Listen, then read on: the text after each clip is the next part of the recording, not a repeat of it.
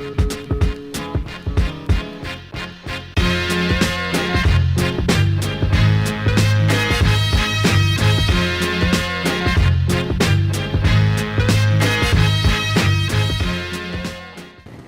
everyone, thank you very much for being here, especially considering that this session is in English. Sorry about my speaking. The issue that we're going to address today is not only a current issue, but also a critical one for us as for our present and for our future as a global society. If we really want to be such a thing, a global society. Last summer, I had the chance to interview to Ian Golding, that is the former vice president of the World Bank, and he told me that, I don't think if this is sounding well, he told me that this century may be the best or the worst century in our complete history. And it depends on us. It really depends on each of us. So what can we do as individuals and collectively to solve the global challenges? And how can we use the technology to scale it up, to facilitate it? Because, for instance, the Arab Spring wouldn't have been this important movement without cell phones, social media, and above all, without the people who decided to use it to act. This is just an example, and our guests today have two other initiatives very interesting and to learn from. So I'm going to introduce to Adam Brown, that is the coordinator of Tech Fugees Barcelona, and to Thom Feeney, that is the promoter of the Greek Crowdfund. Please explain us your projects, Adam. Hello, can you all hear me? Yes. Okay. So Tech Fugees is a social enterprise. It's a voluntary global community of developers from the tech community, using their skills, coming together in partnership with NGOs, with tech businesses, with local governments, and with refugees themselves to create tech solutions to the problems that refugees face. It's started about a year ago. Do people know TechCrunch magazine? Anyone familiar with TechCrunch? So the editor-at-large of TechCrunch, a man called Mike Butcher, was having one of those Sunday afternoon walks and contemplating the problems that we're talking about, and particularly the refugee crisis, and thinking, okay, the tech community, we respond quickly to challenges, we come up with products and solutions quickly. There must be something we can do. What can we do? And he was knocking an idea around his head, and he came up with the idea of Tech Fugees. He put up a Twitter account, he put up a Facebook account, and said, we're the tech community, can we come together, and what can we do?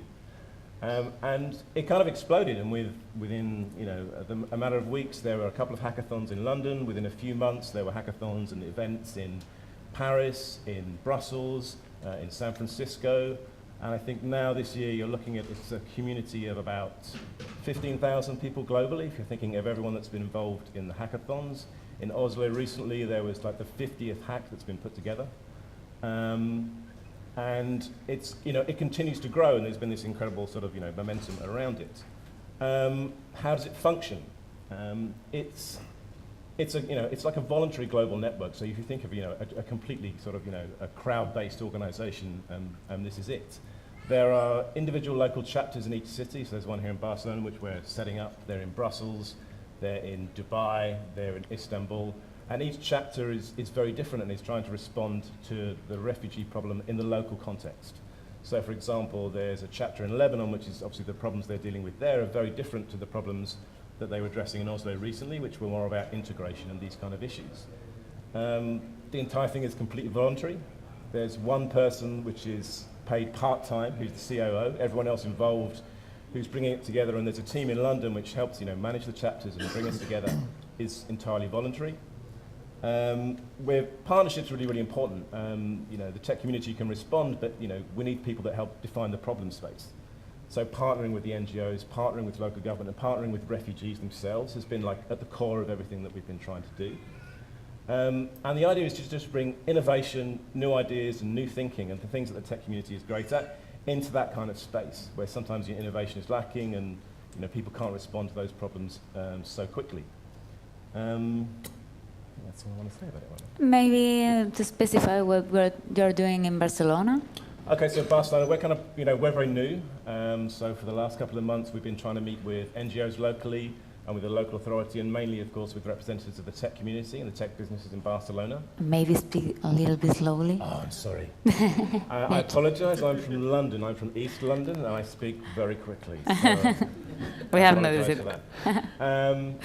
So we're going to have a first event probably in November, which will be a workshop-style event with local NGOs, with hopefully representatives from the local government here, people from the tech community, and someone from another tech refugees chapter, to look at what can be done here. What's the problem space in Barcelona? How can we contribute? What are the actions we can take? Maybe it's supporting other communities, maybe it's supporting NGOs working in the field, maybe it's integration issues locally. That will be followed by a hack event probably in February or late January to take place before the Mobile World Congress, because it's a good time to kind of get publicity and involve people in it. So at the moment we're very much in the kind of setting up stage. All the chapters are very different. If you look at, for example, Tech Refugees Australia, they now have chapters in 2 cities, in Sydney and in Melbourne. They're on their 3rd hack. Their first hack had 200 participants. One of the winners from the first hack is now actually a registered company. Mm-hmm. It's an application called Refugee Intern, and it started as a way of putting recently arrived refugees and their skills in touch with local businesses and local companies. Very nice. And now that's been taken up by 2, I think ABC Australia and is it Deloitte as well. And they're actually placing the first refugees in internships and in placements in businesses. So that's gone from kind of inception into in practice in, I think, around 9 months or something like that. So those are the kind of things that are happening. But as I say, here at the moment, we're brand new. So, come along. Thank you. Thom, what about you? Good morning. As Adam is from East London and speaks very fast, then I'm from Yorkshire in the north of England and get told off for speaking too slowly. So hopefully you'll find me okay to understand. I think given what's happened in the last year in the world, there's been a lot of things that have happened, and certainly now the refugee crisis is the big thing, and it's almost difficult to remember that in July 2015, the big crisis that was happening at the time was in Greece. We didn't really know what was going to happen to Greece as a country. I mean, were they just going to go bankrupt? What happens when a country goes bankrupt? We don't know.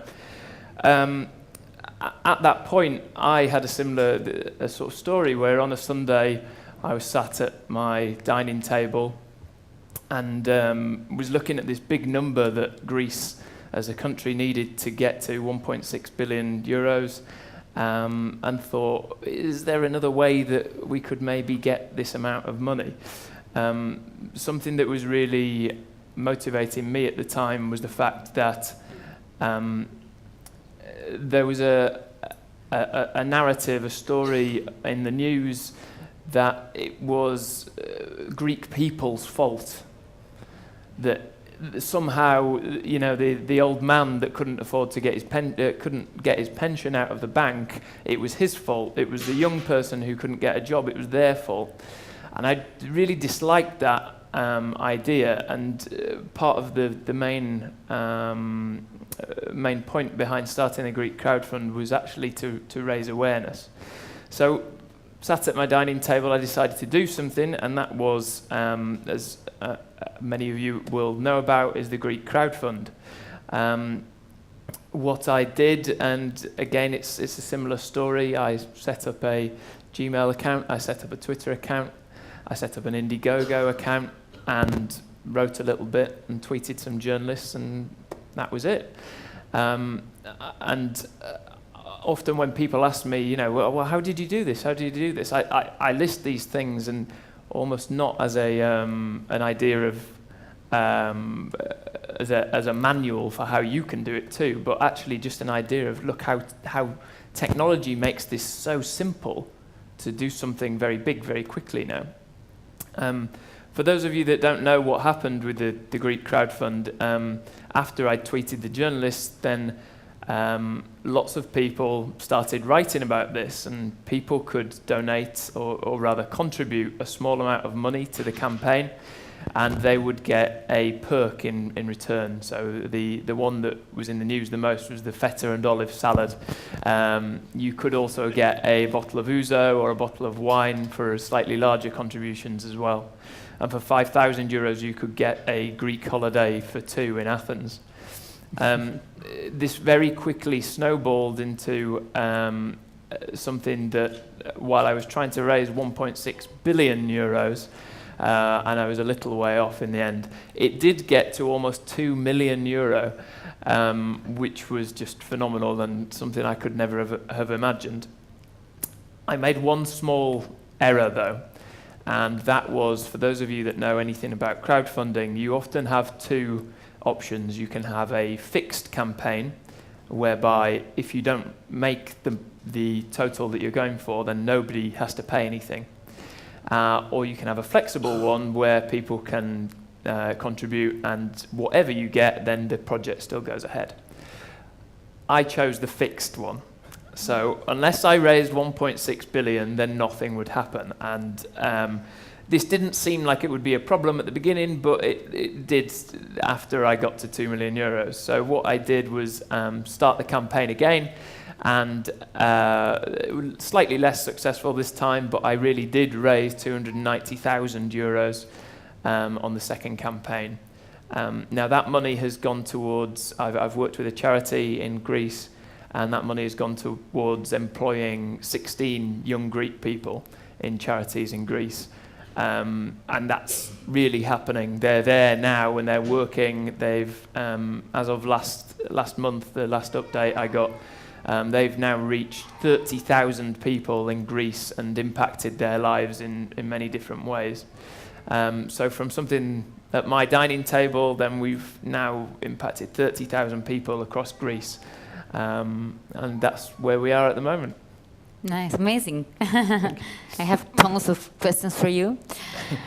For instance, what is the value of sharing and being proactive citizens to solve global challenges? Adam? I think in being invested in the solution, I think people, if you're engaged in something, if you're working on it, you're invested in it and you care about it and you're passionate about it. If you're looking at someone else, I can give you some money, you go and sort it out for me. If you're involved in the problem yourself and trying to solve it yourself, you care much more passionately about the solution. Also, I think learning. You learn a lot more about the problem. You learn a lot more about what it takes to solve things. You learn a lot more about how you can work together collectively to do these things. Even if you fail or don't do something, there are kind of exponential benefits and other benefits that you might not have anticipated. So I think it's that kind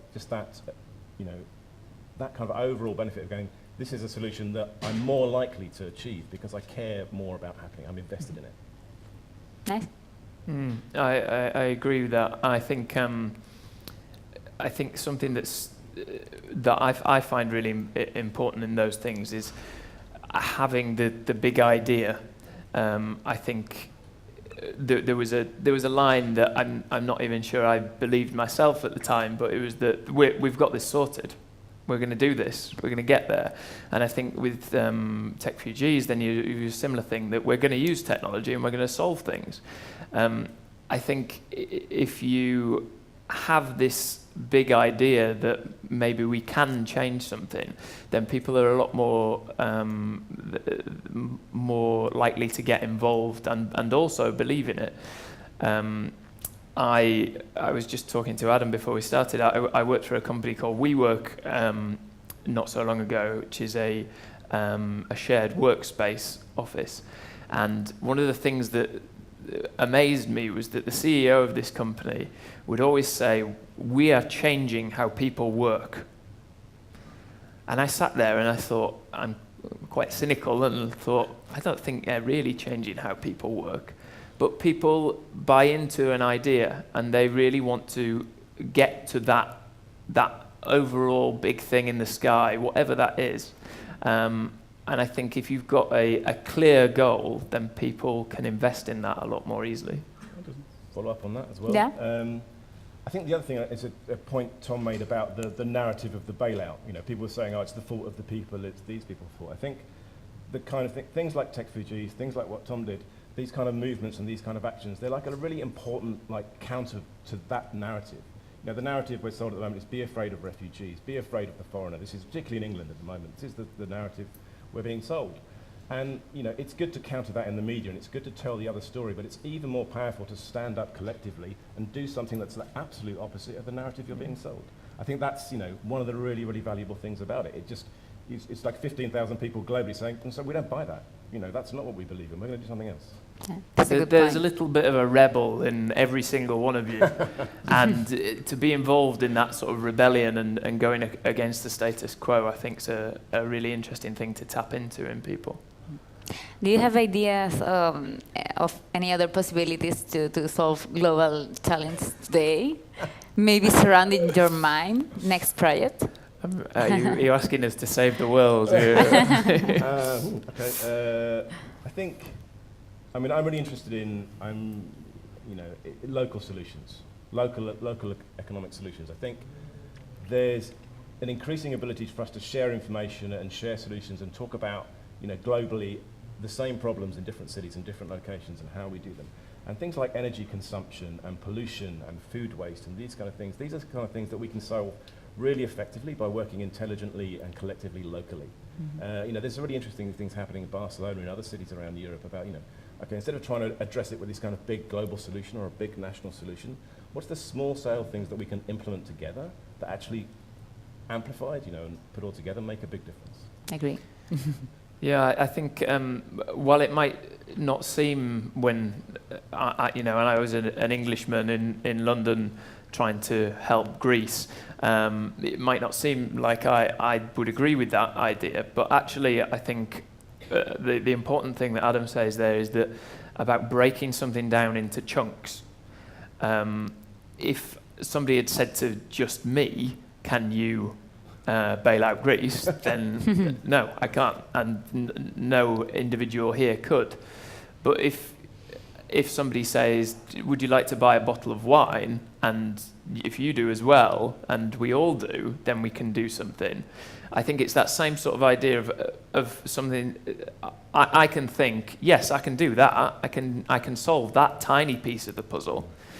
If locally we can all solve tiny pieces, and that together solves the global problem of climate change or other environmental problems like that, then that's definitely a way forward. That thinking more locally, but using the interconnectivity that we've got to solve something bigger.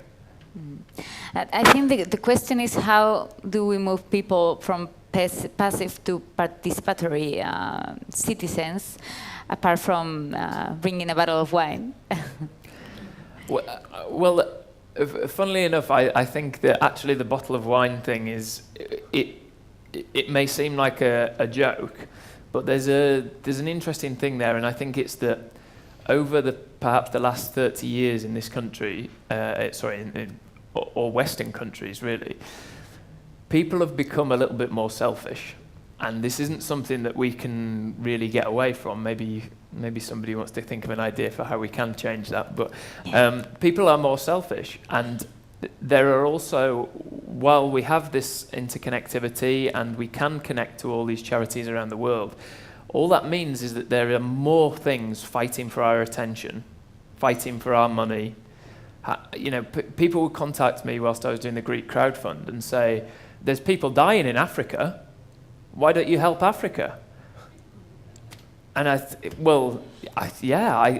guess I don't know. Why don't I help Africa? But we've got to at some point make a decision. Who do we help? So the thing around the bottle of wine is, how do you actually tap into something and get people thinking, yes, I don't just want to donate money, but I want to contribute money. So they get something in return. You throw €10 in a box, you feel a little bit happy, and then you move on with your day. If you can throw €15 in a box and you get a bottle of wine, then you feel even happier because you've got something in return quite tangible. And I actually think that that's a great way to really get people from moving from being a passive participant to an active one. Because when they've got the bottle of wine, they say, Esther, where did you get this fantastic wine from? And they say, oh, well, actually, I bought this from the Greek Crowdfund campaign. And they say, great, where can I want to learn more about this. And it has a knock-on effect. So wine is a great way to make people not be passive. Okay. But then you will have to give me another bottle of wine if you want me to tell the history to every people coming to my house. Yes. Okay, so I'm not going to disagree with the idea of a bottle of wine, but I'm going to challenge the idea that citizens are passive. I kind of disagree with that. Nice. I think, the response that I've seen to the refugee crisis in Europe, the number of people who have looked at the lack of action from the government, the lack of action, from local authorities and sometimes from charities and from United Nations, whatever, and have just gone and done something about it. The number of volunteers that, have really sustained the people who've been in the jungle camp in Calais, which has been demolished, yesterday, 2 days ago. But it's really, people were just getting on the boats, getting in their cars and going over there and doing something about it. And the same in the islands in Greece. That kind of voluntary response has been quite phenomenal. And at a local level as well, I think all of you would be able to look at sort of experiences and say, actually, the idea of passive citizens, that's not my day-to-day experience. I'm surrounded by people who are passionate about things. I'm surrounded by people who are trying to change things. I think when it comes to how do we move to, have more of this happening, more events like this, more kind of, more of these ideas that happen young, get people involved young, work in schools, work in the colleges, get people into this idea of, collaborative solutions and shared efforts. Get business more involved, force the local authority to get more involved. Just keep pushing. What do you think will be the role of institution if we are proactive citizens, or we were proactive citizens? For me, I think institutions should be facilitators, because institutions are really, really important. And speaking as tech refugees, we can't function on our own. We can bring all these skills and we can bring all this energy and this momentum and this innovation, but we need the people who are working with refugees who have the problems that need solving. And we're working with local authority in Oslo. We're working with a charity in Australia that specialises in integration. These are quite institutional organisations, but they're the kind of they're the holders of knowledge. They're the holders of, all this kind of, this records and this data that people like us need to work with. So rather than them thinking they also need to own the solutions, I think they need to kind of open their doors and say, okay, this is the knowledge we have, this is what we can help you with, this is what we can provide to you. Because I still think, institutions are important for our society. I think we should, they can be a pain in the arse, and they can be bureaucratic and they can be difficult, but I think, you want to work with people. Yeah, completely. And we've got to think of. There are newer institutions. You could say Indiegogo that I worked with is an institution of a kind, but whether they be local governments or national governments, they can provide a framework for all of us to work with. And I think, for me, something that's very important is that we don't disconnect ourselves from institutions. It's very easy to say, well, why don't they do something? But we've also got to remember that those institutions are us. They're ours. We own those things a lot of the time. If you want your local authority to do something, or you want your national government to do something, they ultimately are responsible to us. And what we want, they should provide. So don't be hands-off. Really do think about getting involved. Ultimately, there are things that there's got to be a person within an institution that's perhaps that wants to work with you and wants to work with your ideas. But then if they aren't the right people, then maybe we should be looking for people that are, and it could be you. Nice. What about the role of technology? Do you think it's a key driver to increase the impact of the citizen movements? Absolutely, yeah. I think, as I mentioned when I spoke at the beginning, that technology really it shortens processes, basically. You know, the things that I mentioned, setting up a Gmail account, a Twitter account, and Indiegogo, you can compare those to starting an office and hiring a PR firm and opening a bank account. I mean, I know that those things, you know, they take time. You can't do those in a day. But now you can do those in an hour. So that technology just facilitates things so much faster. And, you know, I got to 2 million euros with this campaign in 8 days. It's mind-blowing to think that, you know, from absolutely zero on the Sunday to by the following Sunday at 2 million euros, just because you can connect with so many people across the world. So I think that where in the past you might have thought, I can't change anything because it's so difficult, there's so many obstacles in your way, technology has made it so that really, I mean, I'm not a special person. I'm much less special than everybody here, and so we're going to the British. Yeah. And one of the things that whenever I've spoken about the crowdfund since is that I've said, every person here now, you've got an idea in your head about something amazing that you could do. Every single one, you've got one. Why don't you just do it? Because it has never been simpler in all of human time for you to do that idea. And if you fail, so what? But you can do it much quicker now. I can only agree with that, and I can only, I think, you know, state what everyone would say is the obvious, is that, you know, technology has, you know, reduced the costs of doing things to, in certain cases, to basically nothing. You know, the cost of production, the cost of communication, all the kind of tools that you used to have to pay a lot of money to facilitate, the production of documents, the sharing of documents, distributing complex information across, you know, thousands of people. The cost of that now is basically zero.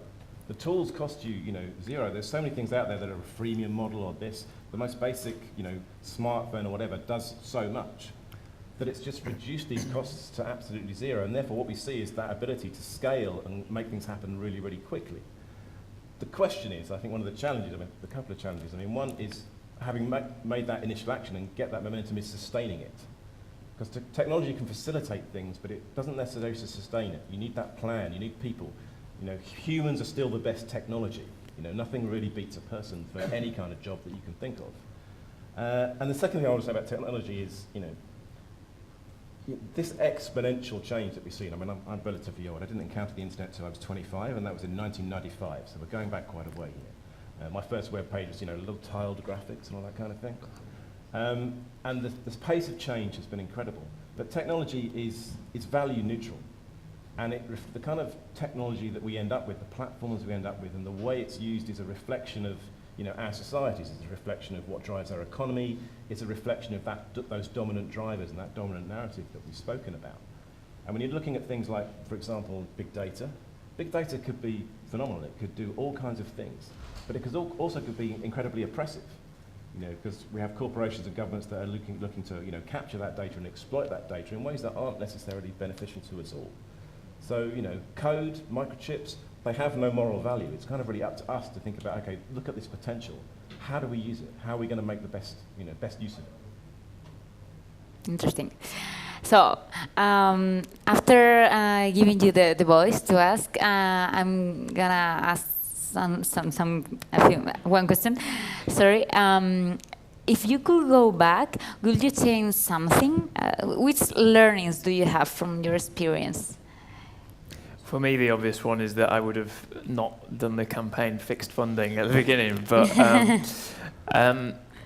it's really interesting what Adam says about having, you know, people are the best technology. One of the things that I would change is that because during this sort of mad 8-day period of time, I was just working. I was working sort of 19 hours a day just to really keep this going and keep going on things. I almost at the opposite to what this conference is all about. I closed myself in and I just became me, and I did as much as I could possibly do, and I didn't ask for help from people. People were offering help, but I just had so much to do that I didn't take any of it. And to actually use people and to take people's expertise, work with as many people as you can to try and push things even further. Because things like I could have created video content or translated into other languages and things like that. There's lots of things that I could have done with the campaign. So really, you know, even if you don't end up using offers of help, then engage with people, talk to people, and really grow that network. I think that would be a key takeaway for me. In terms of things I would do differently, I think we would be here all day, so I'll skip that one. I think the key lessons for me is like, okay, so you know, you've got an idea, there's a problem you want to change, there's something you want to do, do something about. I mean, find someone else who feels the same way. I mean, this is the same lesson. Find someone else who feels the same way. Find someone who knows more about the problem than you do. Find someone who's working on it, someone who's engaged on it. Find someone who's affected by the problem. Because they're going to tell you what actually they need. You know, what help would actually be valuable. Don't just sit there thinking about what you're going to do. Find out what will be useful. You know, then make a plan, and then most importantly, fail. You know, be prepared to fail and get it wrong, and make another plan and do it again, and meet more people, and go back and launch the campaign again, whatever. Because failure is where you learn, and I think that when we're talking about creating change and the speed and the momentum of digital technologies, people forget that persistence and perseverance are really underrated qualities, and if you really want to change something, you want to stick at it. But find other people, work with them, and learn from your mistakes, and be aware, be prepared. And I think Thom is a brilliant example of this. Okay, he didn't bail out, he didn't bail out Greece, but 16 people got jobs, and they've affected all these other people because of the action that he took. And it's that kind of those accidental intentions, that kind of the unexpected benefits of what you're doing. Be aware that stuff's going to happen, and that stuff's equally valuable, even if you don't achieve the goal that you set out for. Yeah, I think it's a very cheesy one, but it's the idea of reaching for the stars. And I don't necessarily mean this as reach for the stars and absolutely ultimately get to that highest point. But as Adam says, if you reach for the stars and you get to the moon, it's pretty impressive still that you managed to get to the moon. I love that. Thank you. Not me. I think we have time for one or two little short questions. Okay?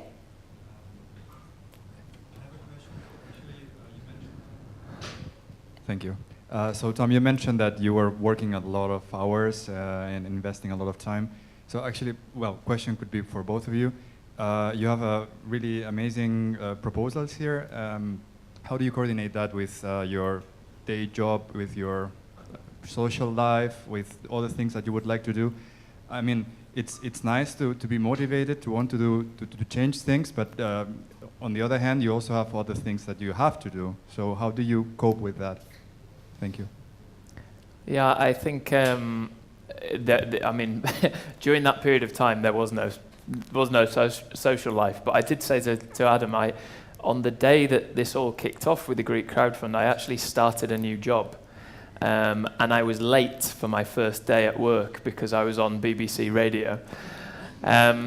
So they are compatible, but I think you have a very important point, is that don't forget about the people around you. Don't forget about your friends or your family, because they are an amazing support network. I couldn't have done what I did without also my wife also just saying, look, I'm going to support you with this. And she was the one just dropping meals in front of me whilst I worked. And, there was lots of bunches of flowers and nice things for her afterwards. But don't forget about the people around you. And I think I've worked at festivals a lot, theatre festivals and comedy festivals throughout my life, where you work in this insanely hectic life for maybe 4 weeks, and then for a week you just do this.